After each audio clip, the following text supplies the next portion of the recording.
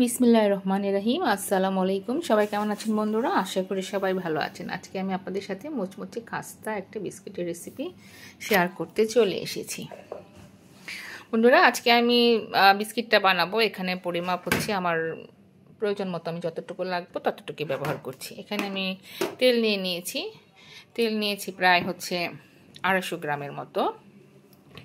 আর এখানে আমি চিনি দিয়ে দিচ্ছি হচ্ছে, আমি যেহেতু একটু কম মিষ্টি করে বিস্কিটটা বানাবো, তাই এখানে আমি 100 থেকে 125 গ্রামের মতো চিনি ব্যবহার করেছি। চিনি আর তেলটাকে আমি ভালো মতো মিক্স করে নিয়ে এখানে দিয়ে দিচ্ছি হচ্ছে 2 কাপ পরিমাণ ময়দা আর হচ্ছে হাফ কাপ পরিমাণ সুজি। তার সাথে এখানে আমি দিয়ে দেব হচ্ছে 3 চামচের মতো গুঁড়ো দুধ,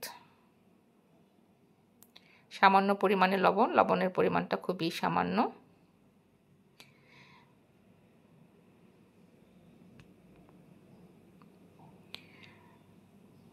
চা চামচ ভরে ভরে আমি 3 চামচের মতো গুঁড়ো দুধ দিয়ে দিচ্ছি।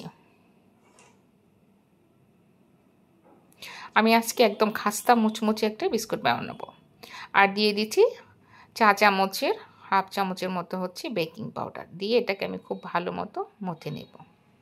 এখানে কিন্তু বন্ধুরা আমি কোনো পানি ব্যবহার করছি না, একদম তেলেই আমি ময়দাটা খুব ভালো মতো মেখে নিচ্ছি। তার সাথে আমি দিয়ে দিচ্ছি ঘি, যাতে বিস্কিটটাতে খুব সুন্দর ঘিয়ের একটা গ্রান চলে আসে।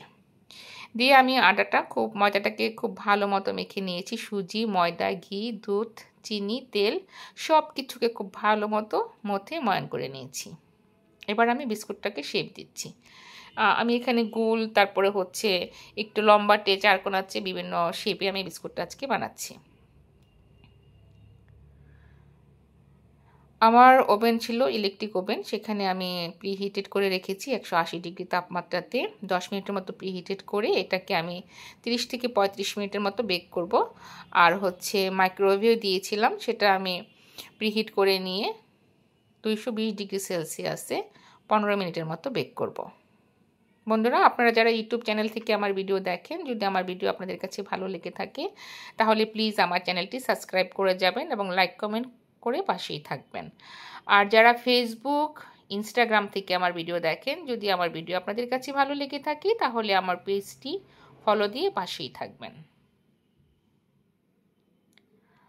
আমার বিস্কুট কিন্তু হয়ে গেছে, একদম মুচমুচে খাস্তা, একদম বেকারির মতো একটা বিস্কুট হয়েছে। আর খেতে কিন্তু দারুণ টেস্ট হয়েছে, যেহেতু আমি নিজে ঘরে বানিয়েছি তাই এখানে কোনো ঝামেলা নেই, খেতে দারুণ হয়েছিল।